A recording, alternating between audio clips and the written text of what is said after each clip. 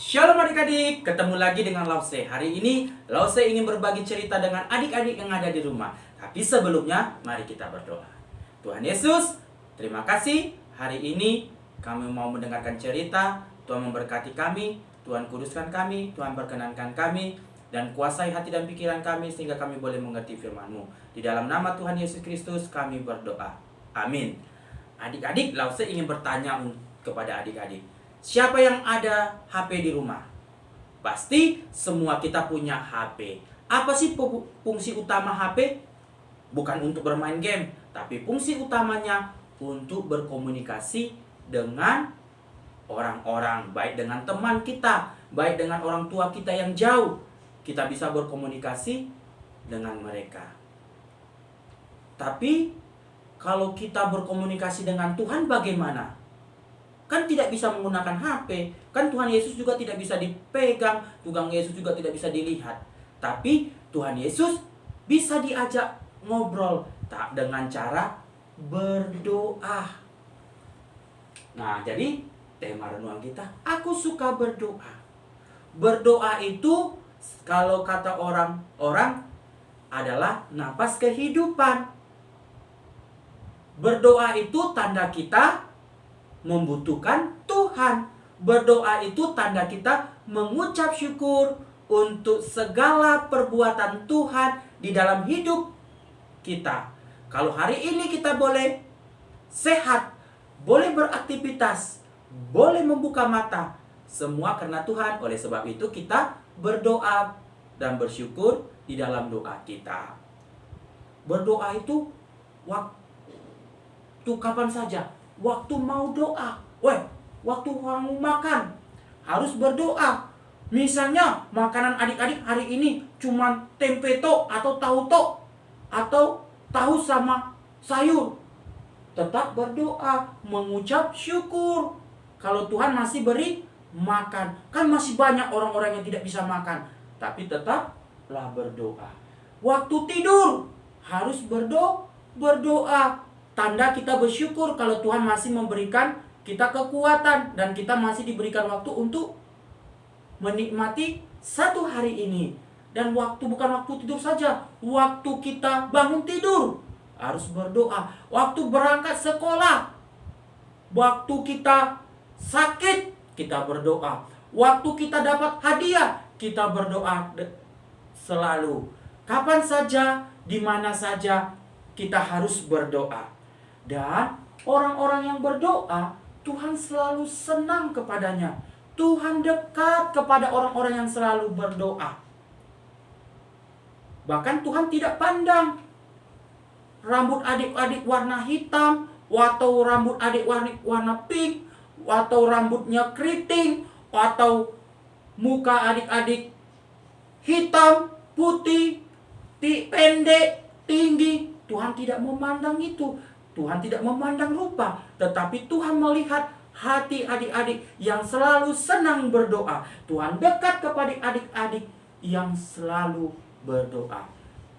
Bahkan kalau adik-adik suka selalu berdoa, dia tidak akan melakukan hal-hal yang jahat.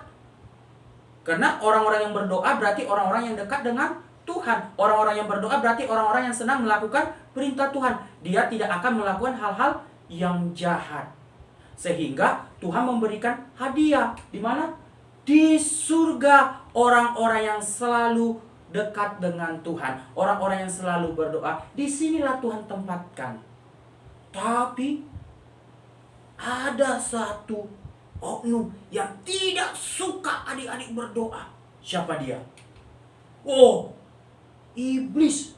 Iblis inilah yang selalu ingin menggagalkan adik-adik supaya tidak dekat dengan Tuhan Yesus.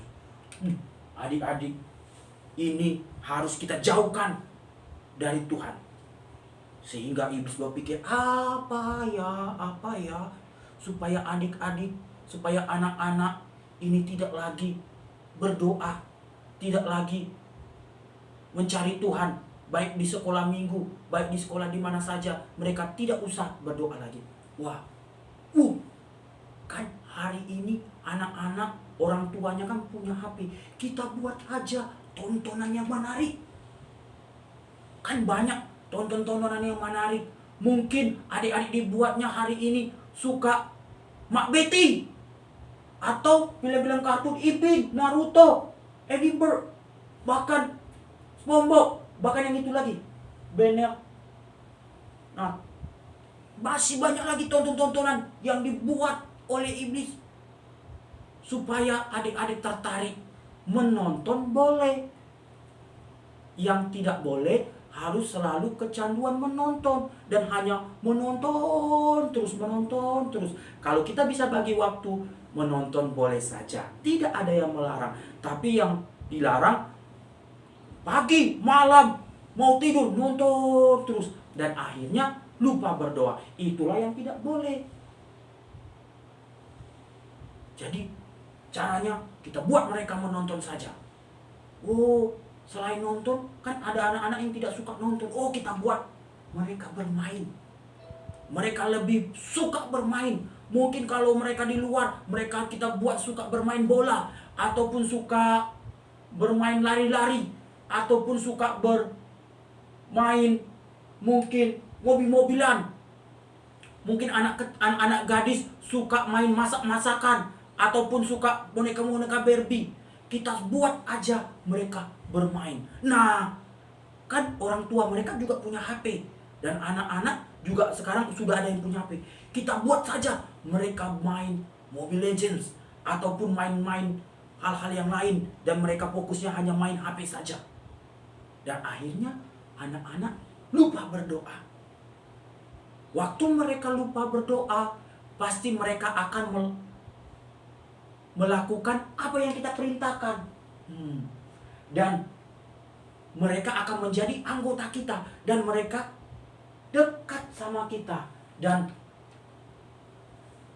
tahu bapaknya siapa? Iblis. Apapun yang kita lakukan, anak-anak kerjakan, itu akan kita atur. Dan akhirnya tempatnya di mana? Di neraka. Padahal orang-orang yang suka berdoa di sini, tapi karena adik-adik ini sukanya bermain, nonton, akhirnya melawan orang tua, akhirnya mulai berbohong, dan akhirnya melakukan hal-hal yang jahat yang tidak diinginkan oleh Tuhan. Disinilah tempatnya.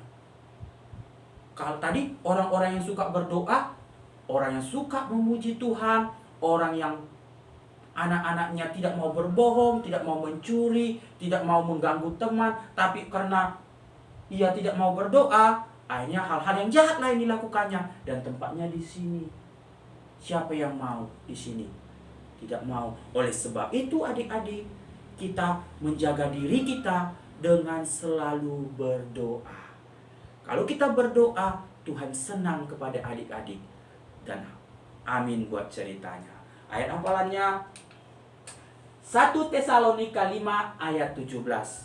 Ayat hafalannya 1 Tesalonika ayat 5 ayat 17.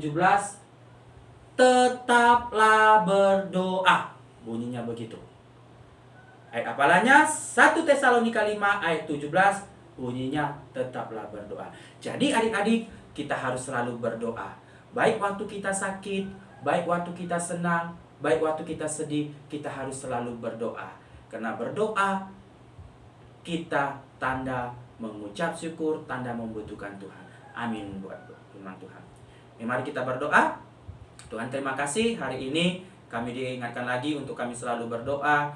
Kami diingatkan lagi untuk mengandalkan Tuhan di dalam kehidupan kami. Biarlah firman Tuhan ini kami boleh lakukan dan kami terapkan dalam kehidupan kami. Tuhan, hamba berdoa untuk anak-anak yang ada di rumah. Mungkin mereka ada yang sedang sakit, Tuhan sembuhkan, Tuhan pulihkan mereka. Engkau memberkati studi mereka, Engkau berkati keluarga mereka, orang tua mereka, Engkau memberkati. Tuhan, kami juga berdoa Tuhan untuk COVID-19 ini. Biarlah Tuhan COVID-19 ini boleh berlalu dengan kuasa-Mu saja Tuhan, yang Engkau menghentikan peredarannya ini Tuhan, penyebaran COVID-19 ini. Sehingga kami boleh Tuhan kembali lagi bersama-sama dengan anak-anak, boleh berkumpul di gereja ini Tuhan. Di dalam nama Tuhan Yesus kami berdoa. Amin. Sampai ketemu minggu depan.